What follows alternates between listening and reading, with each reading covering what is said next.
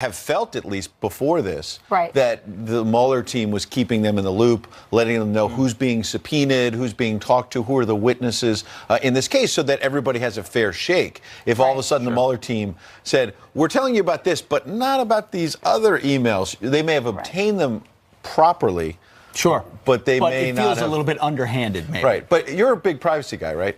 All the time. Right. So you don't think these emails should be out there, right? Well, I wouldn't. No, of course, if you have a special counsel and you're looking into something, you have the right to look at a lot of things, investigate, like no doubt. Peter Strzok's text, Like right? Peter You want Strzok's those text. out there, though, right? I want anything that leads to the fact that this administration never colluded with Russia, of course, Right. which we So know. you think, okay. So, but what we're going to hear this week in testimony, in front of Nice transition. Unfortunately, behind closed doors. When he's behind, he moves on. That's right.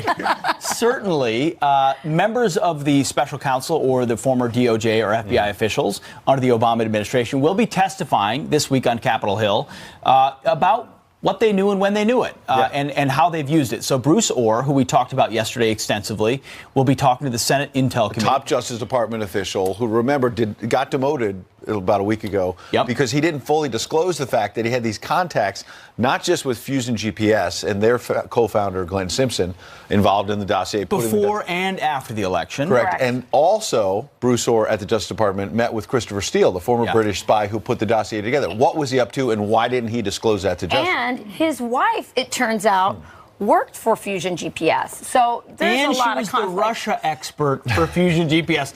They only have 15 employees. I don't know. Was she doing it? Who knows? It all stinks to high heaven. Now, Tuesday, Andrew McCabe, who's the deputy FBI director, will be going before the House Intelligence Committee, we think. I add that caveat because, remember, you see him there screen right.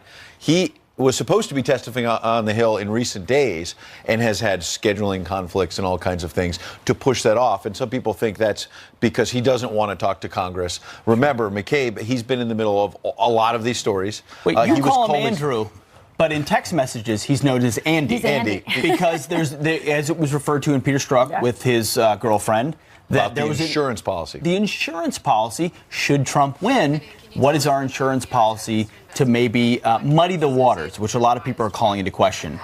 Can we just look at what was said in the text messages? Do they have that? Can you guys put that up? Because I think it's really important. They talk about an insurance policy. Basically, he says, I was in Andy's office, the conversation we had in Andy's office. I think, this plan could work, that basically Hillary gets elected. But if not, we have this insurance policy.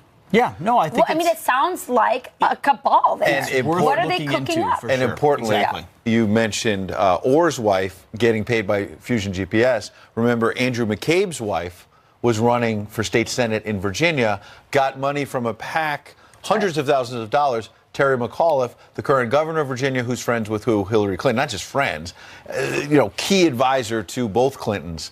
And that didn't have anything to do with any of this. It just suggests that people in the senior levels of the FBI and the Obama Justice Department had all kinds of ties that should be looked at. If you're the president and you're seeing all these things connecting, all these Democrats, all these emails, all these potential plots that we need to get explained in some of these hearings this week, you got to feel like the system is rigged. You're absolutely very much right, so. Pete. So, of course, Democrats, one Democrat specifically, Representative Jackie Speier, says, I don't know, plug in your phones, buy gold, because this weekend... She says based on rumors. Based on rumors, Trump's going to fire Bob Mueller, and we better be ready. Take a listen to this.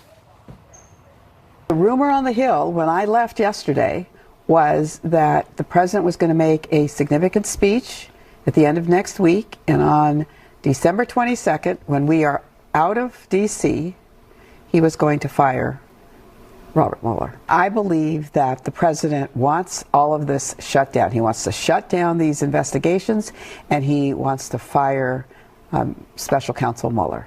Right. So that's one representative. I talked about buying gold. The reason is because Walt Schaub, a former Obama ethics czar, tweeted this as well about this weekend. He said, this weekend, I'm stocking up on portable phone chargers, warm clothes, and gear needed for when we take the streets. The assault on the rule of law is coming over the holidays when we are distracted.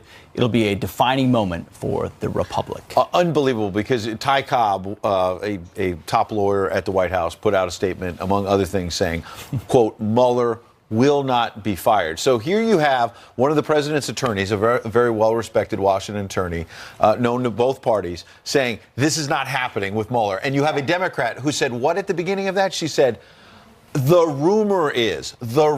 I mean, so this looks like fake news. Ed, in Washington, where does this come from, the hysteria, the rumor mill? Because his lawyer's saying ain't going to happen, but Right. Democrats are saying... I think she's just making it up to distract. I mean, they've been saying, first of all, that Trump was going to fire Bob Mueller since Bob Mueller became the special counsel, and it hasn't happened. Well, and they're trying to set a narrative. And frankly, if I was President Trump, I wouldn't fire him. Bob Mueller is discrediting himself. As more and more information comes out, I think the investigation is getting more and more discredited. Firing Bob Mueller right now, I don't think would be in the president's interest. It would simply look like he's stopping this investigation, when in fact, I think the investigation is going to shut itself down by its lack of credibility. Ty Cobb and others in the president's legal team think that this investigation will be over in weeks. They could be wrong.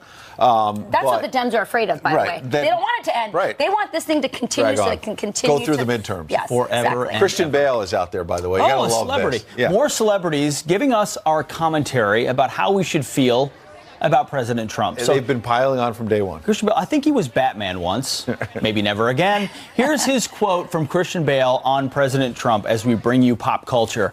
He said, the majority of America is shocked at what it has become, shocked to see the hatred and division that has occurred within America, that attitudes toward people of different opinions, attitudes toward refugees, it's a genuine tragedy. I adore this country. It's my adopted home. Hopefully we'll come through this for something far better.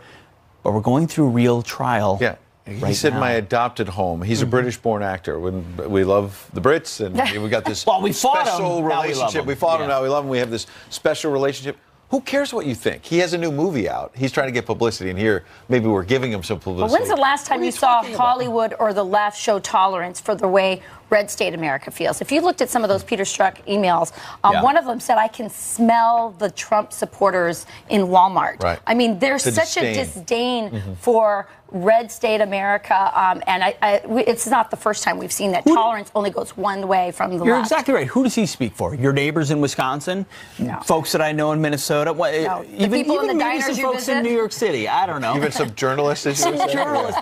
Why does he think his voice is amplified? It's a one view that is an anti-Trump view, and they have a platform to use it. But maybe people will decide maybe we don't want to go to... By the way, what do you like for breakfast? Is oatmeal cool or not? Is it Grandpa? Friends at Fox No, News. listen, oatmeal can be okay. All right. I just feel like when Ed was like, give me some oatmeal. All right, they're pushing Add us to go. cardamom to your oatmeal. That tastes really good. It can. All right. We're moving on because we're told that we have to in our ears. They don't like oatmeal They're over like, there. Pete, shut up. The oatmeal thing isn't good. That's true. Democrats say it's wrong for President Trump to be worried about the Mueller probe. But shouldn't all Americans be concerned? We'll ask Hillary Clinton's former campaign strategist next. Plus, the Pentagon secretly spending millions.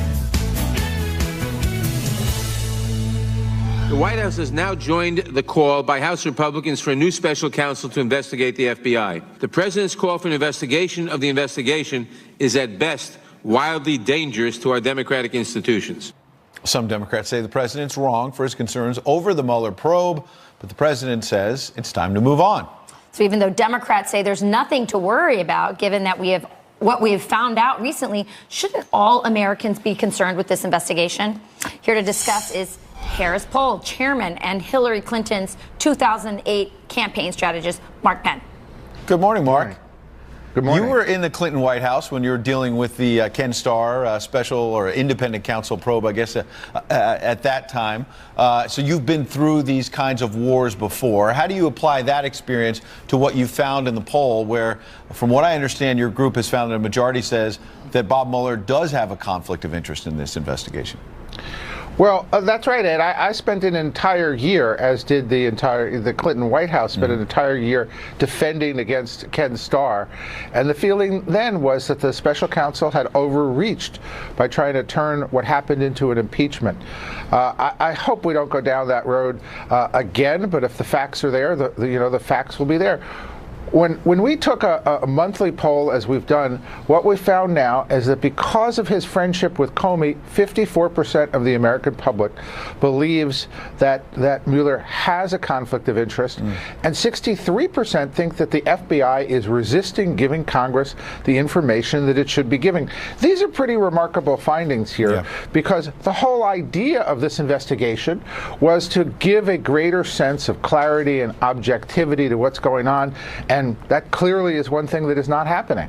Yeah, I mean, I think that's so interesting because when Mueller was first appointed as special counsel, I remember hearing everybody in Washington saying, this guy is above board, he's the best guy. And I always thought it was so strange, just being a regular person, that we would have someone in charge of an investigation whose best friends, or at least very closely worked with somebody who's at the center of the investigation, Comey. I mean, your poll seems to reflect what any common sense person would think. Well, I think that's right. I think that, number one, there are a lot of people concerned about Russia, a lot of people who think there might be some collusion, 35% who think there's evidence, 40% who would push for impeachment now. But the other side, which is an equally big number, also thinks this investigation is going in areas where it's not really being fully supported by what also could have happened here, the unmasking, what happened with the rogue agent who could have been operating on both sides, the statement that she was innocent or guilty that was issued before the investigation, that was worked on, before the investigation was complete. There's a real set of facts here about matters that I would have said a month or two ago were preposterous, that the American public is hearing, they are concerned about, they do think need to be investigated as well, and don't see this thing as something that should be one-sided. Well, Mark Penn, you have the experience to bring this to us, and certainly it does seem like that narrative has changed, and you have the data to back it up. We appreciate you coming in this morning. Thank you. Republicans, meanwhile, on the verge of passing historic tax reform without any help from Democrats. Is that a bad gamble by the left? We debate it next. Plus, all this BuzzFeed editor wants for Christmas is full-blown communism, but all she's getting is coal in her stocking. And what a tweet. Some quick headlines for you. More than 300 passengers catching a nasty stomach virus on a Royal Caribbean cruise. That's over 100 more people than previously reported. The cruise now back in Florida after a 5-night horror of a journey through the Caribbean. Royal Caribbean says crews are deep cleaning the ship before heading back out to sea later this week. Plus, Minnesota Senator Al Franken confirms he will leave the Senate in early January. The Democrats' resignation follows the growing sexual misconduct allegations against him. And another Democrat giving up his seat over sexual harassment claims. Nevada Congressman Ruben Kihuen says he won't seek re-election after 2 women came forward saying he made unwanted sexual advances towards them. Kihuen, of course, denies the claims and says he looks forward to clearing his name. Thanks, Rachel. I'm not taking a cruise anytime soon.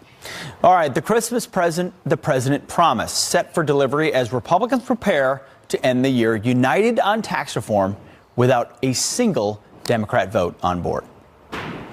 Tax reform bill is a disaster. It helps the wealthiest, most powerful corporations and individuals, and it hurts the middle class.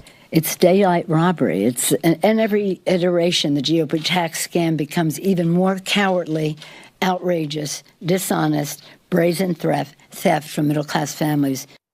But is this a big miscalculation by the left? Here to debate, Fox News contributor and former Trump Hispanic Advisory Council member Steve Cortes, along with David Tafuri. He worked in the State Department under President Obama. Thank you both for being here. David, I will start with you. From the left's perspective, so if President Trump is going to give more money to working families and a big tax cut this Christmas, why would not a single Democrat believe that more people should keep more of their money? Look, it's the holidays and everybody could use more money in their pocketbook. But Democrats believe this is a budget-busting giveaway. And that's what you heard the leaders of the Democrats in Congress, Schumer and Pelosi, just say. The reason is that this bill came out of conference. It's over 1,000 pages. Most conferees probably don't even know exactly what's in the bill. But most importantly, it has a big tax break for corporations. That's permanent. It has a smaller tax break for the taxpayer, and that is temporary. That's going to go away. So this is on the backs of the taxpayer, and it's going to increase the budget by at least $1.5 trillion. That's what the supporters of the bill say. So, it probably is going to increase the budget by much more than that. So, Steve, suddenly Democrats are concerned about the deficit. This bill is 1,100 pages. Obamacare, I will remind our viewers, was 2,300, going on 20,000 pages. What do you say to that? Yeah, Pete, no, I do find it interesting that suddenly Democrats have found religion when it comes to running up the debt, even though the Obama administration ran up more debt than all other U.S. presidents in history combined. We have $20 trillion in debt. The only way we get out of that, by the way, is through growth, because we are unwilling politically as a country to address entitlements. So the only way to fix our debt situation is faster growth. How do we get faster growth? We're already seeing it by reducing regulation. Now we need to finish the job with tax cuts. And you know, to your point about the Democrats, I really think that they have become the party of no. Dr. No might have been a very good Bond movie, but it's not a very good strategy for a political party. All they offer is no and obstruction, and they have been a party of no growth for the middle class, which is why it's been a party in electoral systemic decline. It's why they lost 1,000 state legislature seats under the tenure of President Obama. It's why they're going to lose disastrously in 2018. They're the party of no. David, that's an important point. You talk about deficits, you talk about budget. Those are Washington speak, but to an average person, they want to know what affects my wallet. Do I have more in my bank account? And, you know, am I getting money back? So why are tax cuts a bad thing from the view of Democrats when, you know, ultimately the American people might say, hey, this is more back to me? Well, I think the average American across America understands that if we increase our budget too much, if we increase our budget deficit, that's going to have an impact on the economy. It could put us back in a recession. Ultimately, you look at big deficits have caused recessions in the past, and Americans, all Americans, need to be worried about it.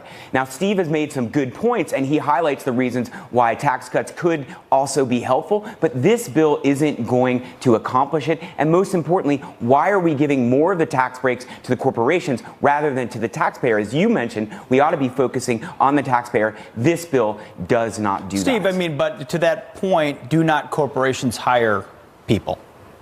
Right, of course. And, you know, by the way, I prefer to say business taxes, because when you say corporation, I think to most people, they immediately think of General Electric or Google or these giant companies. Those companies don't pay the corporate rate anyway because they're so good at legal tax avoidance. We're really talking about small and medium-sized businesses, the next Google, the next General Electric. That's who's crushed by high business taxes, which is the term I prefer to use. And you're exactly right. You can't be pro-employment and anti-employer. So small and medium businesses are generally the job-creating machines of our economy. They're the dynamism of the U.S. economy. They've been hampered by far too many regulations and by onerous taxation. President Trump's already taken care of that first issue. Now he's going to take care of the second. President Promise Keeper was sent to Washington to do what he told us he would do on the campaign trail, and taxes is perhaps the crowning achievement of 2017. Steve and David, two smart dudes. This will ultimately be litigated at the ballot box in 2018 and 2020. We'll see who was right, who feels like their lives were influenced the best. Thank you both. Appreciate it. Thank you. All right. New resistance against President Trump's plan to move America's Israeli embassy to Jerusalem. How the UN is ganging up on him. Big shocker there, of course. Plus, faith was a key part of Ronald Reagan's presidency. And now you can own a piece of history. A Bible signed by the 40th president, the only one ever to hit the market, and you... Can we resolve to reach, learn, and try to heed the greatest message ever written, God's Word in the Holy Bible? Inside its pages lie all the answers to all the problems that man has ever known. Well, Rachel says she misses him. I agree. We all know former President Ronald Reagan. He referenced faith and the Bible throughout his presidency, and now you have a chance to own a Bible signed by him. The signed New King James Bible was gifted to an Air Force Brigadier General and is valued at $30,000. It's the only known Bible of his to reach the market. Joining us now to discuss really what's a fascinating story is the president of the Robb Collection, Nate Robb. Personally, I'm fascinated by this, and Rachel and I were talking during the break that it seems undervalued. I mean, if this is a Bible that Ronald Reagan used, tell us the story. How did you get it, and how did the president use it? It's a Bible that he gifted to a brigadier general. So this was something that the family cherished. We've never seen another Bible that Reagan signed. We may never see another Bible that Reagan signed. Wow. And it was a gift from the president to this military family. And how did he pick that military family to gift it? What was the... They were involved in Republican politics. He and his son both served for generations. And why that? Signature in the front here. We have a camera It's right behind here. it. Oh, there Don't it touch is. it, Ed. Yeah, I didn't want to. That is really incredible. No, and what's so heartwarming about this is that she cherished this. This was used by the wife, and she cherished of the Brigadier General, right? And these are verses that she highlighted, I assume, on the left. Yeah, and she used it. You know, if you look throughout, she's. You know, this wasn't just a presentation piece. Right. This was something that was a cherished family It's a living Bible. Bible. You see, there are also notations throughout. Nate, it also reflects, that the president gifted this, that this is the gift he chose. We know that President Reagan was somebody who really respected religious liberty. We also know that he's somebody who understood that faith and morality were prerequisites for a healthy democracy. What does it say about President Reagan that that's what he chose to give this family? I think it is a powerful symbol of Reagan's connection with the conservative Christian movement in this country. And there's no more clear physical embodiment of that connection than this Bible, which was something that obviously meant something to him and meant something to the family he gave it to. It meant so much to him that he declared in February of 1983 a year of the Bible. In this declaration, he said, "Of the many influences that have shaped the United States of America into a distinctive nation and people, none may be said to be more fundamental and enduring than the Bible." A pretty cool statement to hear from a president. And this Bible was printed in the year of the Bible. That's why this Bible was printed, because of that proclamation. And so how can our viewers, can they bid on this, or move us forward on what we can do? It's not a bidding process. It's a fixed price. It's $30,000, and they just go to our website, rabcollection.com. All right. To learn more. Wow. Yeah. Interesting. All right. Thanks for joining us, Nate. Thank you. Thank All you. right. Yeah. Appreciate it. Turning now to your headlines, thousands more told to get out as a massive wildfire in Southern California burns further out of control. The Thomas Fire bearing down on Santa Barbara County, fueled by strong winds. By the way, that's where the Reagan Center is in Santa Barbara. More than 267,000 acres. The fire so massive it can be seen from space. So far, it's responsible for the death of a firefighter and a woman trying to flee. The flames are currently 40% contained. Once winds let up, firefighters hope to turn the tables. The UN Security Council now considering a call to withdraw President Trump's acknowledgement of Jerusalem as Israel's capital. The Egyptian-drafted proposal wants all nations to stop diplomatic missions in the Holy City. It has support among diplomats, but would likely be vetoed in Washington. President Trump's decision has sparked protests and violence along the West Bank. A BuzzFeed editor is now paying the price for her Christmas wish. Kelly Oakes from BuzzFeed UK Science tweeting this out. Quote, "All I want for Christmas is full communism now." Wow, she could just take a trip to Cuba. The backlash so fierce, she had to lock her account. One user tweeting, quote, "Please, please live under a real communist regime before asking for something which you've only read about in books. Hashtag communism kills." Why would you even ask for Crazy. The Pentagon has been secretly investigating UFOs with $22 million of your tax dollars. Wow. The New York Times reported that the initiative looks at video and audio recordings of strange encounters captured by service members. The Times says the money was hidden in the budget each year. Former Democrat Senator Harry Reid started the program and gave some of the cash to a billionaire friend who says he's convinced aliens have visited the U.S. Listen, and those are your headlines. Clayton Morris was here. God bless him. I hope he's sleeping in. He would be talking about UFOs all morning. This would be affirmation for him. He was into that, but it's fascinating to me too. But should 22 million of our tax dollars? Come on, that's like, should it be hidden in the budget? It is. What if it's real? What if it's real, Ed? Really? We got to be ready Is for it the out there? space invasion. What do you never think, know. Greg? I mean, I think there's a good chance if they're spending $22 million. I mean, not that all the money is spent well, but I mean, maybe there's a reason for that. And it certainly, if there is life out there. Well, let us know what you think, viewers out there. It also can't be inexpensive. And I'm going to be looking for a space forecast. Yeah, by the way, Clayton was tweeting all about it yesterday. Yeah, of course. Absolute. Listen, I worked with Clayton for like 9 years, so I know a lot about that. His obsession there. Here you go. Temperatures across the U.S. warming up a little bit, and that's going to be the trend for a lot of this week at least. Next week, Christmas week, signs of a much colder air mass coming in, especially across the north. So we'll talk more about that as the week progresses. But right now, take a look at this. Big rain showers moved in yesterday throughout Texas, throughout Louisiana, and you get the idea here. There's a lot of rain here. The good news is it's moving pretty quickly, so it'll get out of here pretty fast. However, another little system develops, and this week we're going to see quite a bit of rain from around Texas throughout the deep south over towards around Georgia. So get ready for kind of a soggy gray week. Out across the west, we have all those fires in California, and you see this moisture here that is going into Arizona. Some big showers moving in towards Phoenix area this morning. A little bit of snow across a higher elevation into the White Mountains, but California remaining dry, unfortunately. And today the winds will kick up again. So fire conditions are going to remain bad today. Take a look at this. So next few days, guys, going to get up towards 49 degrees in Chicago. So warm air coming back, at least temporarily. Nope, that's snow. Love it. Look Thanks, at that. Rick. Rick bringing us good news today. Tidings of good joy and great news. Thank you, Rick. Remember when former President Obama said this about climate change?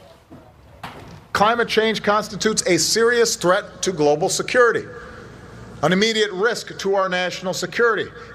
Now President Trump may be poised to remove it from the list of threats during his big national security speech tomorrow. Our next guest says this was never a national security issue to begin with, just liberal politics masquerading as one. Is he right? We'll debate it. He might be. We'll see. And this guy, learning the hard way, only...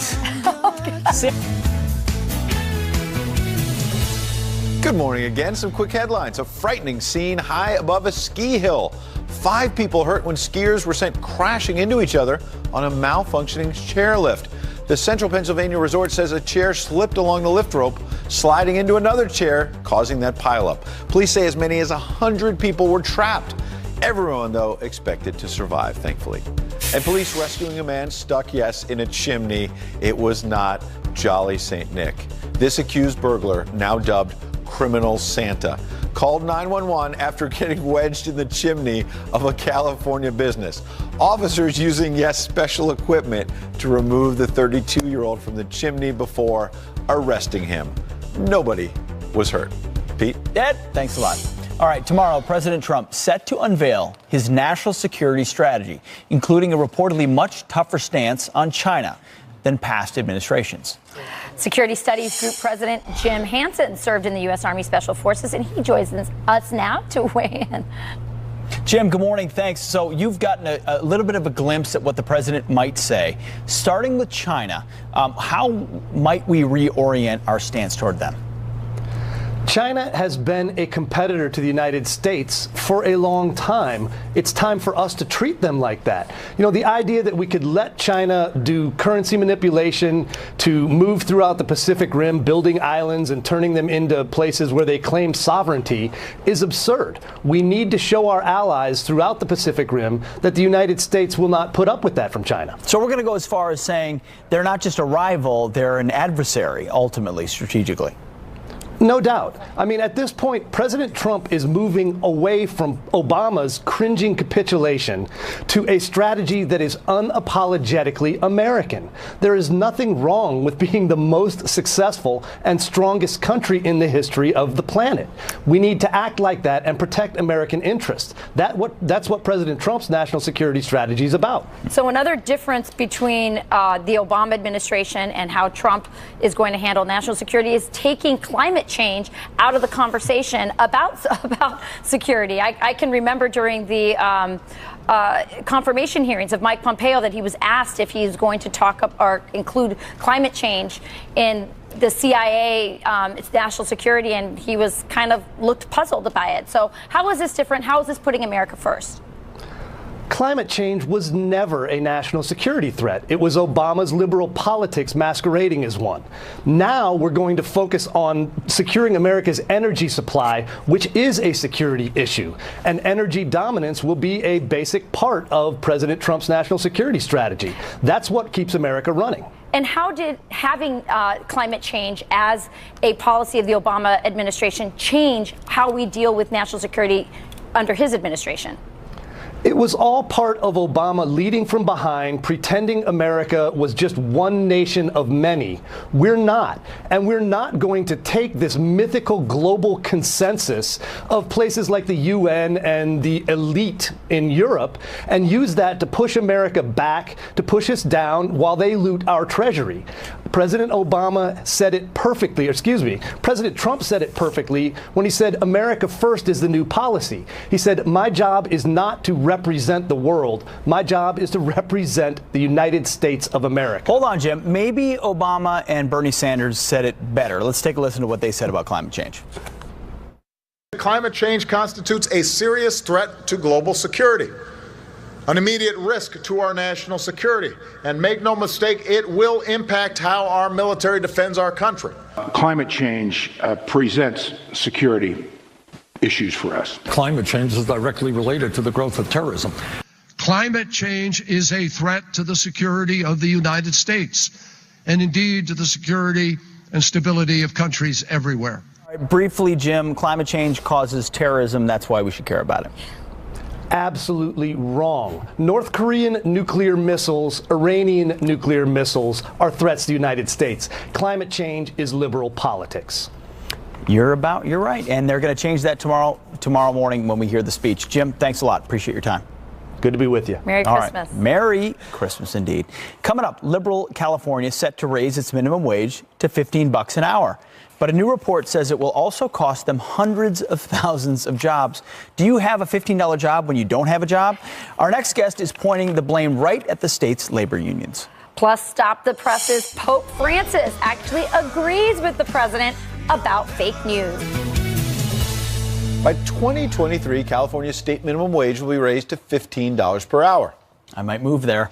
But according to a new report, the move could cost the Golden State 400,000 jobs. Here to weigh in is the vice president of the Texas Public Policy Foundation and former California Assemblyman Chuck DeVore. Welcome, Chuck. Good morning. Yeah, so what do you think? I mean, the argument that folks on the left make is you got to raise the minimum wage. This is going to help workers. And then we've seen in some cities around the country, some states, you raise it too high. And we want to see wages get as high as they possibly can. But if you go beyond what the market can really bear, companies start laying people off. Well, that's absolutely correct. And the other thing that people forget is that California is a really vast and diverse area. And the cost of living in places like San Francisco and Silicon Valley and Los Angeles is about 50 or 60% higher than it is in a place like Fresno or Stockton. And so very few people are getting minimum wage in Silicon Valley already. But you move a few miles inland, a few miles further from the coast, and raising the minimum wage to $15 an hour is really going to hammer those areas that are low cost with low rents. Chuck, That's an excellent point, by the way. way. It is a great point. Chuck, you live in Texas. How much does Texas benefit from policies like this? Well, there may be some shifting of jobs from places like California to Texas, but the important thing to know is that this really hits people mostly in the service industry, in hotels and restaurants, maybe some in the agricultural industry. The other thing that's going to happen is that this will accelerate the push towards automation. So if you have a $15 an hour minimum wage in California, companies are going to invest in automation significantly to cut down on labor costs. But all of this forgets one huge thing. This is California, and there always is some other ulterior motive. This has very little to do with the working poor and everything to do with California's very powerful government labor unions. And what people don't understand is a lot of the labor union contracts in California for the folks that work for government are linked to the minimum wage. Sure. So if you increase the minimum wage from $10 to $15 an hour, the cost of the California taxpayer will be about $3.6 billion a year, or about 3% of the California budget. Chuck, Big thanks money. a lot. Turns out California has its own swamp as well. Appreciate it, Chuck DeVore. Thanks a lot. All right, coming up, a patriotism divide. We talked about it yesterday. 65% of conservatives are proud to be an American, but just 37% of liberals. Why the split? Our bipartisan panel on that next hour. And Justice Department's Public Affairs Director Sarah Flores. She's coming up. Congressman Ron DeSantis, Tim Ryan from... President Trump heading to Camp David as the GOP announces it has the votes to pass tax reform. We have a tremendous spirit for the tax reform. This is going to be one of the great gifts to the middle-income people of this country that they've ever gotten for Christmas. He said tax reform will allow the U.S. to take its economy to a whole other level. We are back. We're really going to start to rock. A massive wildfire is getting bigger. It is now the third largest wildfire on record in California. U.S. immigration rules have been based on an outdated system known as chain migration.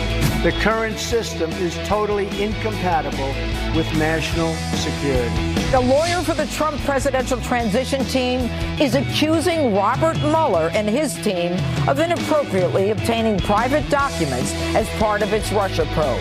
The fix was in against Donald Trump from the beginning, and they were pro-Hillary. President Trump won in spite of the Republican establishment being against him, the Democrats being against him. Still, he prevailed. To me, that's the real story here. Please, Montana, thank you very much. Appreciate it. You know, I mean, listen, one I like viewer eggs sent and me- bacon and pancakes and everything for breakfast, but These are oatmeal good. feels like... Oh, it's so good. You want some? Do they still have it at stores? You know what's great about it is one of our viewers said that if you have a problem around the house, you can eat half of it and then use the other for like adhesive, plug up holes and stuff. I'm sure like Sean glue, does that. It's true. So people are writing in. Go ahead. Let me You've have it. emailed us and let us know about oatmeal. And this is from Butch. He says, I like oatmeal for breakfast on a really cold morning. Butch. I need that stick to my ribs right. type of food See, he's on to my help side. stay warm. All right, Good from point. Mark, he says oatmeal is great for breakfast as long as crispy bacon is added to the mix. Oh, I've never had bacon in my oatmeal. One viewer yeah, you could break it up tweeted in me. there. A viewer tweeted me we had to put poached eggs in there, and it's great. Anyway, Tammy says oatmeal has soluble fiber, which can help reduce your LDL, the bad cholesterol. I'm a granny, but I've known oatmeal a hero food since I was a kid. So that's kind of a mixed bag for me It's a lot because she's saying it's good and I'm right, but she's also saying she's a granny. So she's confirming what you said, that confirming the grandpa. I'm a gramps. A little bit. You're on your way. Put a little brown sugar in there. I've had my share of oatmeal. I'm You know just who's saying. not old is Peter Ducey. He's not even remotely old. No, he's young. He'll never look old, by the way. But he's also smart. He's got great hair too. That's true. Let's bring in Peter Ducey. Peter, you've got the Fox News exclusive on the bombshell over Russia's probe. What's happening? What's the latest in Washington over President Trump, Russia, and how it pertains to Bob Mueller? The latest is that the Trump team thinks their Fourth Amendment protections against unlawful search and seizure have been violated by the special counsel because they only realized this week that his investigators obtained tens of thousands of emails between 13 top transition team officials on September 1st. Mueller's team never asked the transition team for these correspondence, though. He went straight to the General Services Administration, the government agency that hosted the server from Election Day to Inauguration Day. Now, a Trump for America lawyer tells Fox that, quote, in short, since the GSA improperly provided them to the special counsel's office, the presidential transition team's privileged materials have not only been reviewed privately by the special counsel's office without notification to Trump for America, they have also been misused publicly. But Mueller's team, normally tight-lipped about things like this, defends the discovery process like this. They say, when we have obtained emails in the course of our ongoing criminal investigation, we have secured either the owner's consent, the account owner's consent, or appropriate criminal process. The transition team says they were ready to cooperate and have been going through these emails and separating ones they think are privileged or not relevant to the Russia probe. But Mueller has the whole batch now, and there was never a subpoena. A GSA lawyer tells BuzzFeed they suggested a subpoena or a warrant for this stuff, but Mueller sent a letter, and that was good enough. The week ahead for the Russia investigation brings Capitol Hill testimony from Andrew McCabe and Bruce Orr, who are expected to speak about new concerns about whether or not the FBI and DOJ have been fair to the Trump team. Back to you. All right, thanks, Peter. Yeah, Bruce Orr, Justice Department official, demoted in the last week because he didn't tell other people at Justice he had these contacts with Fusion GPS. And as Rachel pointed out last hour, his wife was being paid by Fusion GPS. They're the folks who put together the dirty dossier that may have sort of weaponized Paid for the by the Clintons. Clinton and the DNC. And the DNC. Yeah. And then Tuesday, Andy McCabe. She's the Russia expert for Fusion For GPS. Fusion Not GPS. like she's not working on like Australia. She's working on Russia. I think when you add all of these pieces together, I mean, we could be looking at one of the worst electoral election scandals in U.S. history, really. I mean, these people, looks like they got together to use the criminal justice system to affect the election, either in the case of helping Hillary Clinton so that she didn't get, stained with the email scandal, or by putting the stain on Donald Trump after with the Russia corruption narrative. And the challenge is to stay focused. We were talking about this we were listening to Peter Doocy, but he was talking every word. GSA, PTT, all these acronyms, you can get lost in the bureaucracy. And I think that's exactly what they were counting on. Right. And maybe you can't find us because we're so disparate, and Hillary Clinton was going to win, so you're never going to find out anyway. And then when you try to investigate us, we can deny and hide and wait, and you'll never find it out. Except they said, if she does win, we have an insurance policy. Right. And what did does that mean? What does that mean? What were they cooking up? They will definitely ask Andrew McCabe about that. Well, here's what That's I think is fascinating, too, because when Rachel adds that in the text messages within the FBI and the insurance policy, were they trying to impact the election, and post-election say, well, if Trump wins, we're gonna investigate and we're going to try to knock him out, essentially. So that narrative has changed in the last week, and it's been bad for Democrats. So what do? Jackie Speier, Congresswoman from California, openly says, look, I'm hearing rumors that the president might fire Mueller. Let's just throw that in the mix and change the narrative. Watch. The rumor on the Hill when I left yesterday was that the president was going to make a significant speech at the end of next week, and on December 22nd, when we are out of D.C., he was going to fire Robert Mueller. I believe that the president wants all of this shut down. He wants to shut down these investigations, and he wants to fire Special Counsel Mueller. So that's the rumor on the Hill, confirmed by Walt Schaub, who's the former Obama ethics czar. Remember, Obama only lied 18 times, according to the New York Times. Ed reminded me of that. So he was clearly very good at his job as the ethics czar. He tweeted this. He said, this weekend, I'm stocking up on phone chargers, warm clothes, and gear. He forgot gold, but he did go on to say, for when we take the streets, I'm concerned the assault on the rule of law is coming over the holidays when we're distracted. It'll be a defining moment for the Republic. So just as the public is learning about what the deep state has done to take on Donald Trump, they're doubling down on the theory that, no, he wants to fire Bob Mueller to cover up the collusion that he had with Russia when we've seen no evidence. These are the same critics of the president who say, oh, he has problems with the truth. He pushes false narratives and all the rest. And you have members of Congress on the Democratic side openly saying, I'm hearing rumors. That's what I'm basing it on. Rumors say he's going to fire Mueller. Come on. And these rumors that Trump was going to fire Bob Mueller have been the rumors since Bob Mueller was appointed to the special counsel. And he hasn't been fired. It hasn't happened, and by the way, would be bad for Trump. Of course. So the Fox News Channel went to Ty Cobb, the lawyer for President Trump, and said, hey, is Bob Mueller going to be fired? And Ty Cobb said in 5 words, Mueller will not be fired. So it sounds like there's a lot of fake news based on rumors, a lot of anonymous sources. We've learned about anonymous sources through what this president has educated us on. How many fake stories news? have been wrong about the investigation just in the last week and a half? Well, speaking of fake news, we have the Pope, who seems to be weighing in. He's not fake. The Pope weighing in on fake news, a very interesting alignment with Donald Trump, because we know that they don't agree on much. But here's what the Pope says about fake news. He said, you shouldn't fall into the sins of communication, of disinformation, or giving just one side. Calumny that is sensationalized, or defamation, looking for things that are old news and that have been dealt with and bringing them to light today. Interesting. What do you think about this comment? Sins of communication. Let us know. Sins of communication. The Pope has kind of been all over the map. I mean, the Pope shouldn't be on a political spectrum, right? The Pope's got the direct line to the big guy. I don't. The big guy. But he does. So let us know. Friends at foxnews.com. What do you think? Sins of communication. He's basically warning. But one of the points he makes is don't traffic in old news. This idea that don't go back to yesterday and litigate. I think I'm not I'll make it political. I don't mean to. But listen, this whole idea that we go back to identity politics. We go back to what divides us as opposed to moving forward to what unites us. Take Jingle Bells yesterday, which we're told was racist, right? Because it has origins in something that was racially based. Well, the reality today is we all love Jingle Bells, black, white, and no matter what your background is. Why can't we look to what unites us as opposed to finding that, Carol Swain did such a great job of saying academia rewards the division. Yeah. Why can't we focus on what as the Pope says? That's a great point. Yeah. Wow, you're becoming very philosophical these days. We need to do some of these Comey tweets. Yeah, you're like James Comey. I'm a fellow traveler with Catholics. I'm He not might Catholic be a Comey crony even. I might start tweeting that. Comey-like. The Pope saying here from both sides, he almost said fair and balanced. He almost got there. He almost did. Don't give him that. All right, turning now to your headlines. President Trump touting the Republicans' tax cut plan, calling it a great Christmas gift for the middle class. If you look at the whole thing, everybody's going to benefit. But I think the greatest benefit is going to be for jobs and for the middle class. The House is expected to vote on the final tax bill early next week. If it passes, it will then go to the Senate. Police in Australia arrest and charge a man with acting as an agent for North Korea. The South Korean-born Sydney man is charged with attempting to broker sales worth tens of millions of dollars. The deals included components used in ballistic missiles.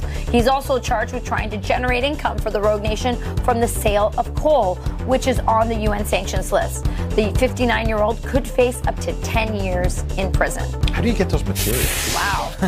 Over 300 passengers catching a nasty stomach virus on a Royal Caribbean cruise. That's over 100 more people than was previously reported. The cruise is now back in Florida after a 5-night horror of a journey through the Caribbean. That sounds awful. Guests waiting for up to 4 hours on board just to see a doctor.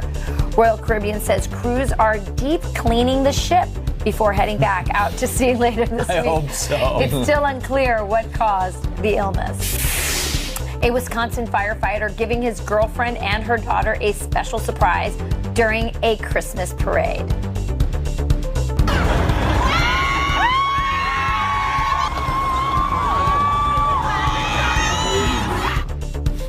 So sweet. Matt Polyak getting down on one knee, not once, but twice. Both his girlfriend and her daughter said yes. Oh. And those are your headlines. Telling you, listen to me about staying home and having oatmeal instead of getting on a cruise ship. You got Grandpa says stay home. It's true. It actually sounds all kinds of crazy stuff happen. You live so risky. All right, the Republican tax bill could be the best Christmas gift to Americans yet. That's a big statement. But Democrats say it will kill jobs and hurt the middle class. Grover Norquist knows a thing or two about taxes. He's debunking the myths from the left next. And a patriotic divide. 65% of conservatives are proud to be American.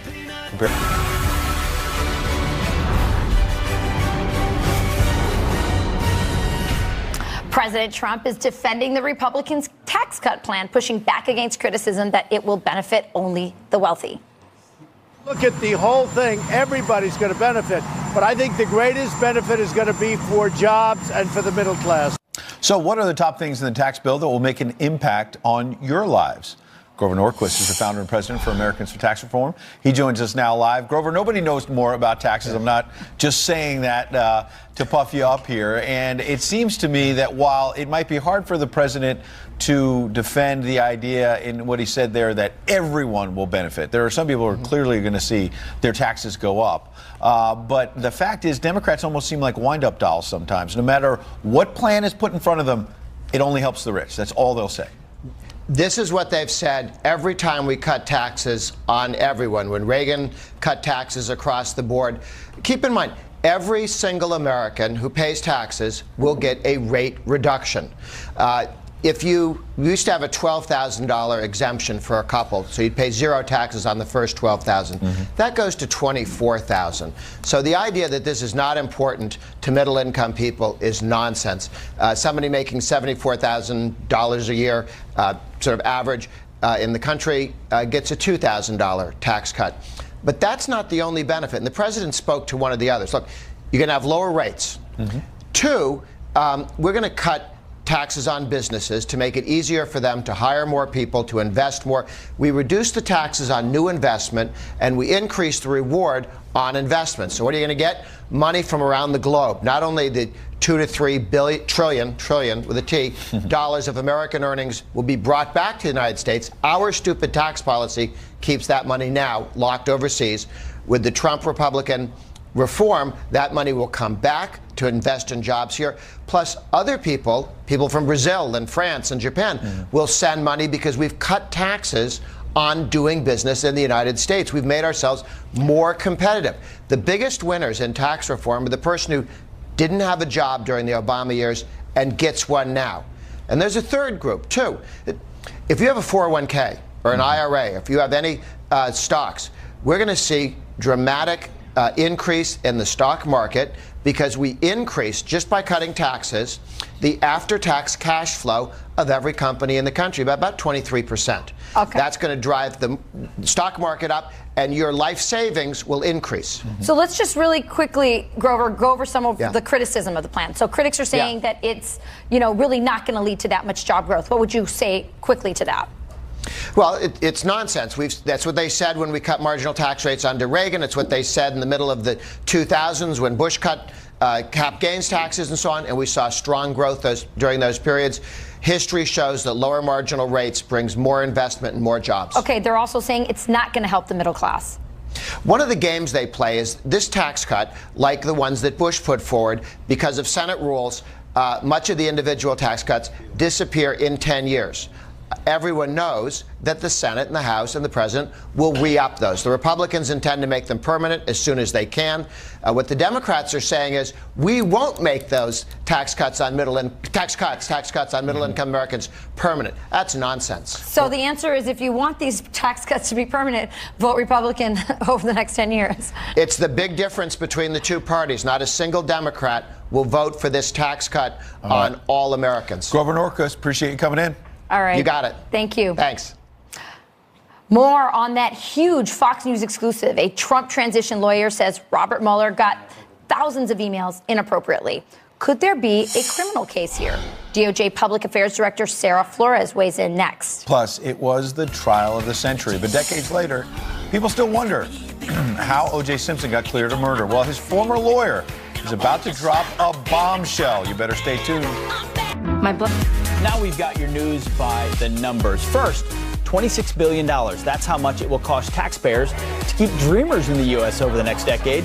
According to CBO, many benefiting from DACA will be eligible for Medicaid, food stamps, and other programs that you pay for. Next, 54%. That's First Lady Melania Trump's approval rating among Americans. According to a new poll by Gallup, her favorability going up by 17 points since President Trump took office. It turns out Americans like her Christmas decorations. And $28,000, that's the low-end price estimate for the newly unveiled 2019 Chevy Silverado when it hits the market late next year. But with all the bells and whistles, that price could be closer to $60,000. That's a truck for you. Yep. This morning, a new potential bombshell in the special counsel's Russia probe. Fox News exclusively learning that a lawyer for the president's transition team now accusing Mueller's team of improperly obtaining documents. Here to react to that and a whole lot more is a top aide, Sarah Flores, Director of Public Affairs for the Department of Justice, serves Attorney General Jeff Sessions very well. Good to see you this morning, Sarah.